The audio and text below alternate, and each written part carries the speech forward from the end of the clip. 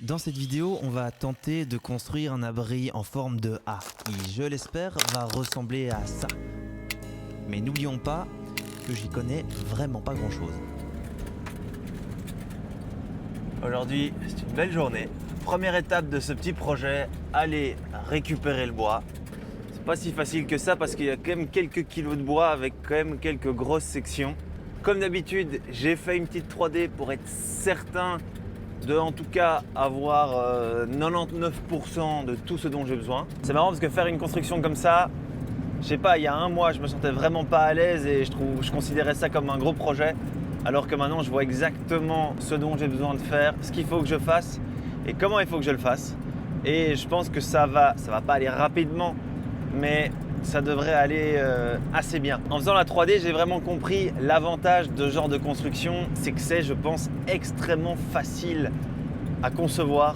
Le fait qu'il y ait juste deux pans de toit, c'est pas le truc le plus économe en bois, mais par contre, c'est vraiment super simple à construire. Et c'est pour ça que ça a été à un moment une grosse mode dans les années 60-70, surtout aux États-Unis, quand le bois était très peu cher. Beaucoup de gens ont commencé à construire ce genre de maison parce que c'était facile à construire, pas cher, pas si pratique que ça, mais ça avait du style.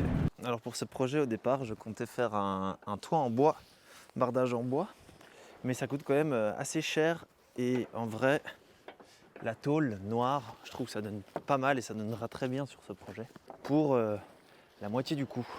Vu que c'est mes premiers projets, j'ai pas non plus envie d'investir trop d'argent parce que si je fais des bêtises, voilà quoi. Et là, je trouvais que c'était quand même un assez bon compromis de faire le bardage intérieur en sapin et au lieu de le faire en douglas à l'extérieur, je le fais en tôle, ce qui sera potentiellement plus durable et surtout beaucoup plus simple à installer.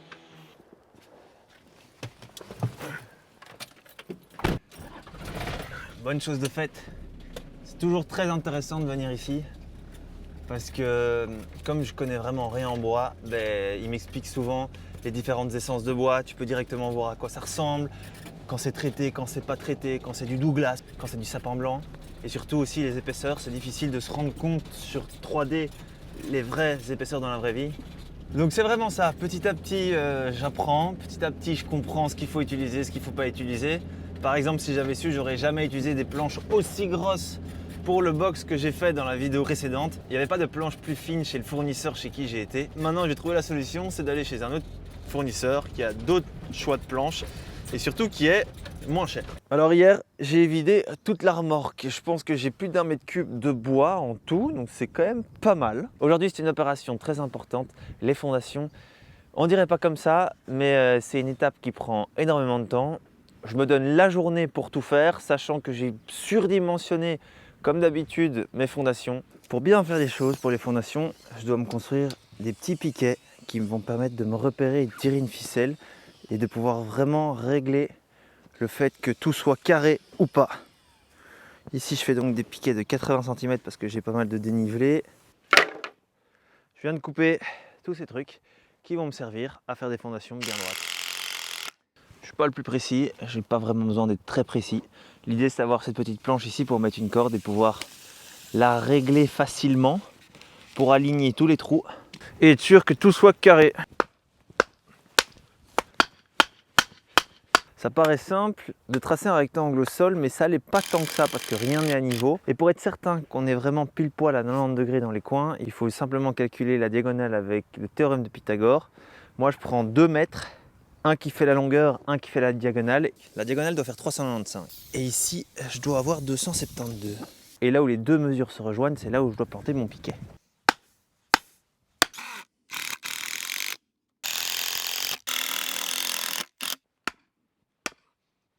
Voilà le concept. Tu as les cordes qui indiquent le centre du poteau, donc je sais que je dois creuser autour. Et puis ensuite, quand je viendrai installer mes poutres, je pourrai décaler les cordes pour faire en sorte qu'elles indiquent les côtés extérieurs. Comme ça, je sais que je dois venir mettre ma poutre contre et être au centre. C'est beaucoup de chipo, ça prend beaucoup de temps. Mais au moins, après, tu es sûr d'être le plus carré possible parce que récupérer quelque chose qui n'est pas carré par la suite, c'est encore plus compliqué. Prochaine étape, le petit béton. Je vais vraiment pas en mettre beaucoup, c'est juste histoire que ça se nivelle automatiquement et que le bois ne pourrisse pas. J'ai mis un peu plus d'un sac par poteau. C'est 25 kg de béton, c'est vraiment pas beaucoup. Sur ce béton, je vais mettre des petits supports de poutres que j'ai commandés sur internet parce que je ne les ai pas trouvés en magasin. Ils arrivent demain. Donc là, ce que je vais faire pour passer le temps, parce que j'ai encore quelques heures devant moi, je vais déjà construire un triangle de structure. Le gros avantage du A-frame, c'est que c'est techniquement facile à construire. Ça reste à prouver. L'idée, en fait, c'est de faire des triangles comme ça en bois, de les mettre l'un à la suite de l'autre avec un écart de 60 cm, je dirais. Et puis ensuite, tu viens barder, ce qui fait que ça va tout tenir ensemble. Puis tu barres l'intérieur, l'extérieur, en mettant de l'isolant ou pas. Et voilà, ta structure est finie. C'est pour ça que le A-frame est si réputé. C'est que tu fais un peu tout en un et c'est vraiment très simple. Au début de la journée, j'avoue que j'ai pas mal essayé et je voulais absolument accrocher mes 3 poutres ensemble avec des tiges filetées et des gros écrous. Mais c'est très chiant, très lent comme processus. Parce qu'en fait, les 2 poutres, elles arrivent comme ça. Je viens déjà mettre une énorme vis de 25 cm juste pour mettre sous pression et me permettre de travailler en étant sûr que tout est aligné. Et puis après, je viens prendre les poutres en sandwich et au départ, je devais mettre des tiges filetées à travers, mais ça, j'oublie. Maintenant, ce que je fais, c'est je prends des vis pour d'abord placer les planches et puis après des vis traversantes qui vont vraiment dans toutes les couches pour pouvoir vraiment bien tout comprimer. J'en mets 6 par côté, donc ça fait quand même 12 vis par coin, ce qui devrait être bien suffisant. Aujourd'hui, c'est un vrai bonheur de travailler dehors. Le soleil est timide, mais il n'y a pas de vent. Et ça fait vraiment du bien. Parce que quand tu travailles dehors comme ça, que tu es à la merci des éléments, que tu as le vent, tu as l'humidité, tu as le froid, parfois tu as le soleil, bah c'est un peu fatigant. J'avoue que à travailler comme ça, je me dis vraiment qu'un atelier où je pourrais travailler le bois, découper des grosses sections, etc. et faire tout ça à l'abri, ça serait vraiment chouette. Après, je suis très content d'être dehors. C'est un peu mon objectif de 2024, c'est d'être beaucoup plus dehors que d'habitude. Et ça me fait du bien en fait de passer toute la journée au grand air, de scier mes planches, réfléchir, pas de musique, être dans ma tête. C'est bizarre à dire, mais c'est très chouette, très relaxant. J'ai plus du tout envie de regarder mon téléphone, ce qui est une bonne chose, parce que je suis dans mon monde et j'ai envie que personne me dérange. Alors je te l'accorde, c'est sûrement le bordel derrière moi, mais travailler sur la terrasse de la cabane, c'est pas ce qu'il y a de plus évident, c'est ma seule surface plane.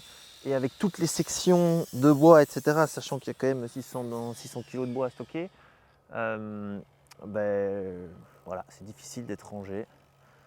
Et puis moi, en fait, je pense qu'au plus il y a d'espace, au plus je m'étale. Donc c'est aussi simple que ça. Là où je suis vraiment content de ce projet, c'est que c'est exactement comme je l'espérais. C'est-à-dire un projet qui me donne confiance en mes compétences qui sont nouvelles.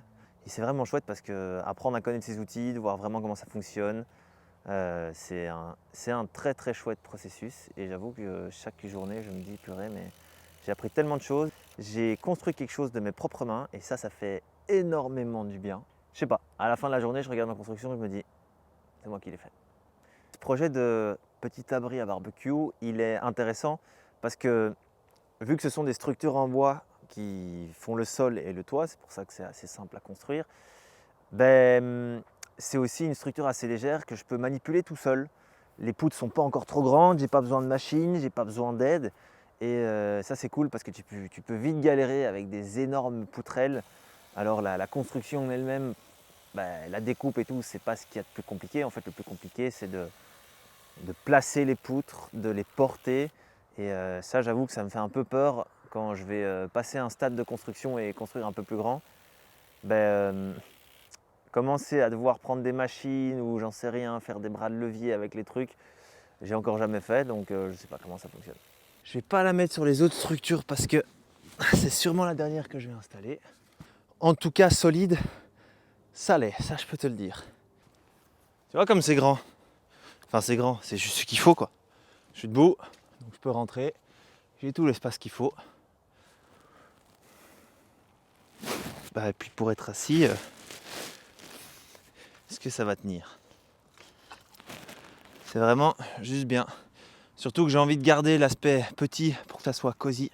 J'avais pas envie que ça soit trop grand. Et on a 15 cm de plus, vu que le bardage est à l'extérieur de la poutre et pas à l'intérieur.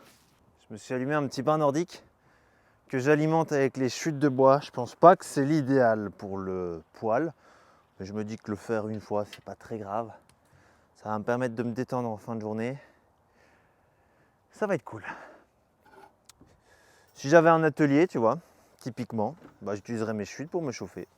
Je pense qu'on arrive tout doucement à température. À mon avis, là, il doit être à 38 degrés, ce qui est la température idéale. Il a chauffé en un peu moins de 3 heures, ce qui est pas mal. Ça te paraît peut-être beaucoup, mais il ne faut pas oublier qu'il y a quand même 800 litres d'eau à chauffer, sachant qu'il fait vraiment pas chaud dehors. Je trouve ça honnête.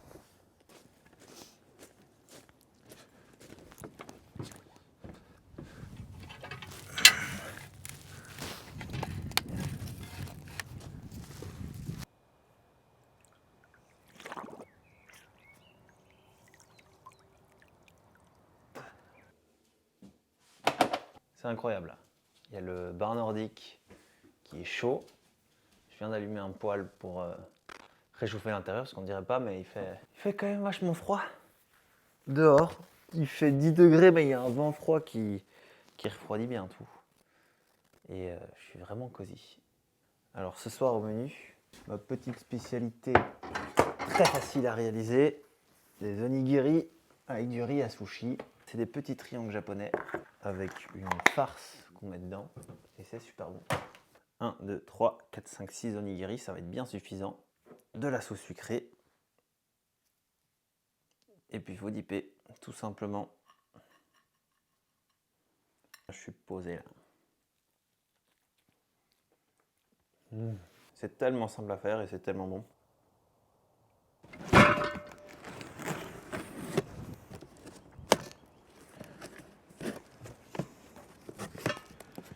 Livraison du jour.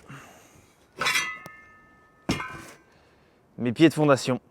J'en ai 9, j'en ai besoin que de 6. Aujourd'hui, c'est la journée des fondations. Ça va être une tâche plus ou moins compliquée, mais normalement tout est prêt pour me faciliter la tâche. Ce que j'ai en main, c'est un niveau à eau. Ouais. Tu remplis le tuyau d'eau, tu fais en sorte qu'il n'y ait pas d'air dans le tuyau, et puis comme l'eau reste tout le temps à niveau, ça te fait un niveau à eau, quoi. C'est ça le but, hein. Au départ, je voulais m'acheter un laser, qui je pense est pas mal, ça doit être pratique. Mais un tuyau d'eau, c'est très pratique aussi. C'est intéressant comment ça fonctionne. Parce qu'en gros, tu mets de l'eau sans bulle d'air dans le tuyau, et puis après, pour faire varier le niveau, tu raccourcis ou tu rallonges le tuyau. Vu que tu as la même quantité d'eau dans un espace réduit ou dans un espace plus grand, ça permet de faire monter le niveau pour le mettre parfaitement à ras-bord ici. J'ai mon petit pied de fondation qui va arriver ici, ma poutre qui va être encochée dans ce pied, et au moins je sais que là-bas, c'est la distance qu'il me faut, enfin c'est la hauteur qu'il me faut.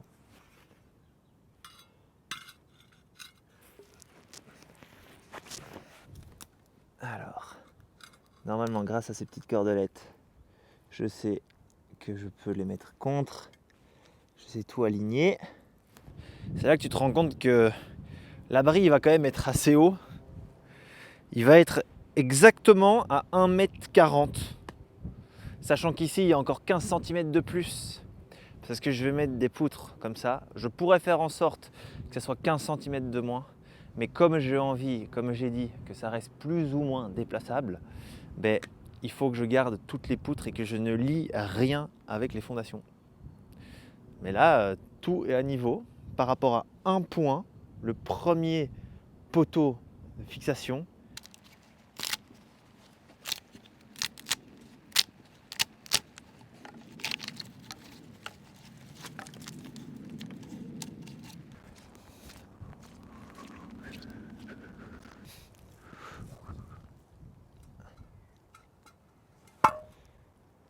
Je m'occupe des poteaux de fondation.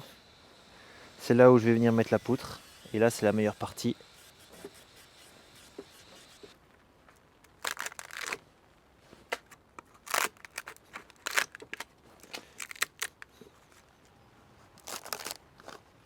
Alors, on dirait vraiment pas comme ça. Mais j'ai fait le plus difficile. Placer les poteaux, les fondations et tout, c'est le plus long. Les aligner, même si j'aurais pu faire un cadre, en fait, sur la terrasse pour avoir du plat, faire un truc bien carré, me servir de ce cadre comme guide, je pense que ça aurait été plus simple. j'aurais pu plus facilement savoir où foutre mon petit pot de béton, où foutre mes poteaux, etc. C'est pas grave, ce sera pour une prochaine fois. Là maintenant, vu que tout est placé et qu'il y a déjà une grosse partie découpée, bah c'est un peu de découpe, mais beaucoup d'assemblage. J'ai pas encore fixé les poteaux pour qu'il y ait un peu de jeu, que je puisse un petit peu les bouger, les mettre à niveau, etc. Et là pour l'instant c'est bien parti.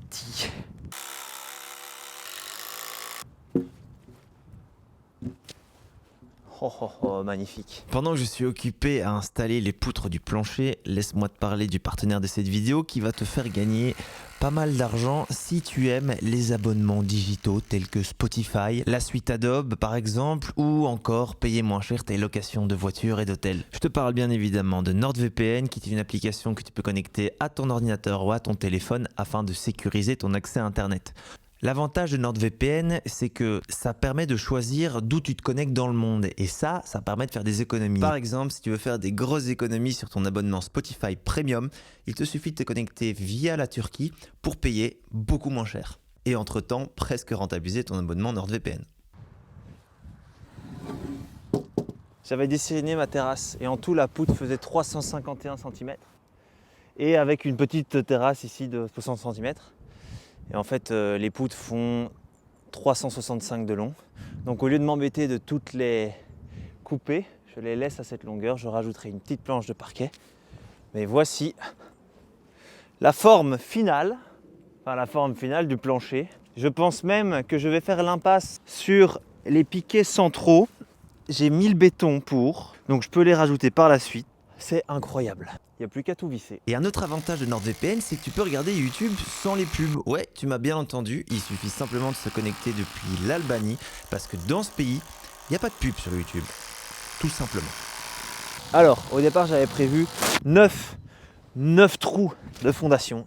Ça aurait fait un petit peu beaucoup pour le petit projet que c'est. Je me suis bien rendu compte dans la vie réelle que mes trous étaient assez rapprochés, que c'était pas utile. Et je suis parti sur 6. J'ai fait 6 trous, j'ai coulé 6 petites dalles en béton, toutes petites. C'est même pas des 30-30-30, c'est plus petit que ça. Et là, j'ai mis que 4 poteaux, simplement parce que là, en fait, tout le poids des murs va reposer sur les poteaux extérieurs. Ici, quand je suis au centre et que je saute, ça ne fait même pas mine de fléchir. Et en plus, pour pas que ça bouge de gauche à droite et d'avant en arrière, je vais tout trianguler. Ça veut dire que la force qui sera appliquée au centre sera répartie sur les poteaux à l'extérieur, ce qui devrait être parfait. Je suis trop heureux parce que là, c'est vraiment mon châssis, entre guillemets, c'était vraiment le plus difficile. J'ai déjà construit toutes les structures triangulaires qu'on va venir bêtement, entre guillemets, poser sur ce châssis qu'on va fixer avec le bardage. C'est vraiment le meilleur moment de toute la construction. Et je suis assez impressionné parce que comme j'ai tout fait à l'avance, le fait d'avoir vraiment pris le temps de faire des fondations bien rectangulaires, tout est parfait. Enfin, tout tombe exactement comme il faut. Regarde, là c'est hauteur du plancher. Je voulais faire 3 mètres. Et heureusement que j'ai fait un peu plus haut parce que ça permet vraiment d'être un peu plus confortable. Je peux passer à la prochaine étape. Et ça, c'est très excitant parce que c'est sans doute l'étape la plus satisfaisante, en tout cas la plus visuelle de toute la construction. Le bardage, c'est pas l'étape la plus cool parce que c'est assez monotone. Mais je vais placer une première latte guide et puis après, je vais placer toutes mes lattes pour faire ma toiture et mes murs en même temps. Ces lattes, c'est aussi ce qui va renforcer toute ma structure, donc je ne vais pas être timide sur les vis. Ça avance très très bien, le seul problème c'est que là je ne sais plus atteindre le haut là, donc je vais devoir faire un petit bricolage à mon avis qui n'est pas recommandé. NordVPN, tu l'as compris, c'est une solution tout en un qui permet de sécuriser ton accès internet, d'accéder à des avantages pour économiser des sous. Il faut surtout pas oublier que l'abonnement ce n'est que 1 café par mois. Le lien est en description si tu es intéressé, ou tu peux utiliser le code promo GregSway et avec ça tu as droit à 4 mois gratuits sur les abonnements de 2 ans. Et n'oublie pas que c'est satisfait ou remboursé sous 30 jours. Pitié que ça ne lâche pas. Si là je suis pas bien.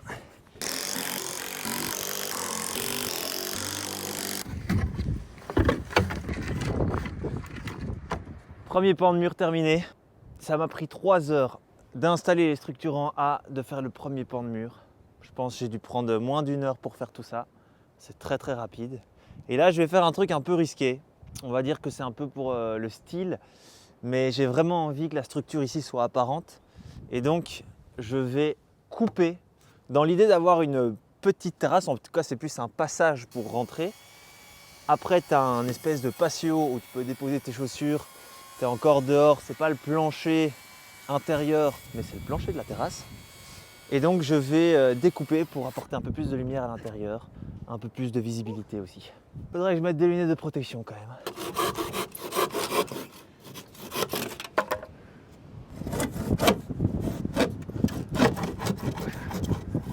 Et voilà. En fait, ce que j'adore, c'est que ça casse un peu ce côté énorme pan de mur. Ça le rend, je trouve, beaucoup plus esthétique. Et ça va surtout apporter de la lumière pendant les couchers de soleil d'été plus rapidement. C'est sympa. Bon, je vais un petit peu tricher. Je vais déjà installer, juste placer les planchers. Comme ça, ça va m'éviter de marcher sur ces poutres. Et puis, je vais les salir avec mes chaussures, mais avant de les visser, je vais retourner les planches. Comme ça, ce sera ni vu ni connu.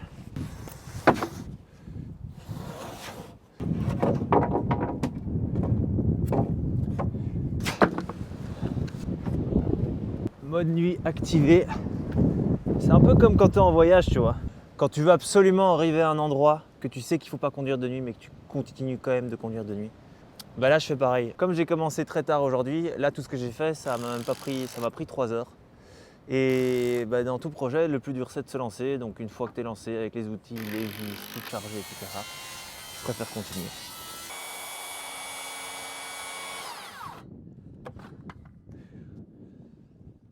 Hop là, si ça c'est pas beau.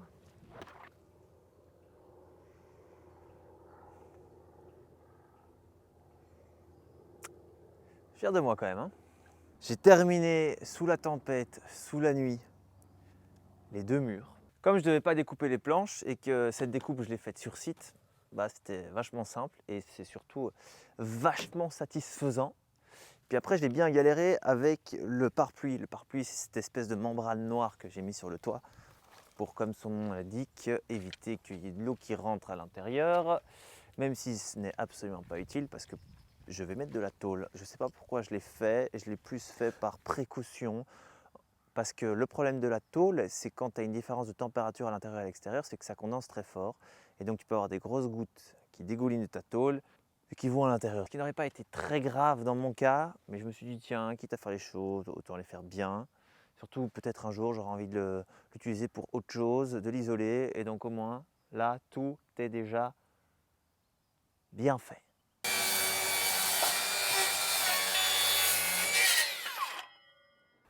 Je m'occupe du bardage arrière, pour le mur arrière. Alors je pourrais me fier à ma 3D, mais je pense que ça me ferait chipoter encore plus dans les dernières planches, parce que c'est là où il faut vraiment faire attention au niveau des écarts, etc. Donc je préfère faire tout à la main, sur site, c'est plus facile. 2,10 m. C'est une étape de la construction, j'ai l'impression que c'est une deuxième phase, parce que la première phase, j'étais un peu surexcité de faire les fondations, la structure et puis après de monter le F-frame et faire le bardage parce que visuellement c'est hyper intéressant et c'est la première fois que je le fais donc j'étais vraiment excité. Et ben là maintenant c'est un peu plus de freestyle, il faut être un peu plus minutieux, il faut faire des petites découpes à la main.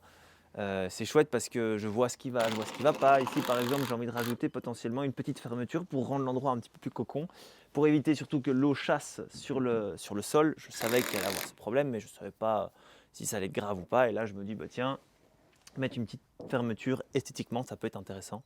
J'ai bien fait de mettre du pare-pluie sur le bardage intérieur parce qu'au lieu de mettre de la tôle comme prévu, j'ai été l'acheter. Je me suis rendu compte que c'était quand même un peu moins sexy. Et quitte à faire un truc, autant faire les choses bien. Donc même si c'était un peu plus cher, je vais aller acheter du bardage pour faire l'extérieur. Mais ça, c'est dans l'étape d'après parce que je dois terminer le mur du fond. J'ai tout solidifié, ça ne bouge plus d'avant en arrière.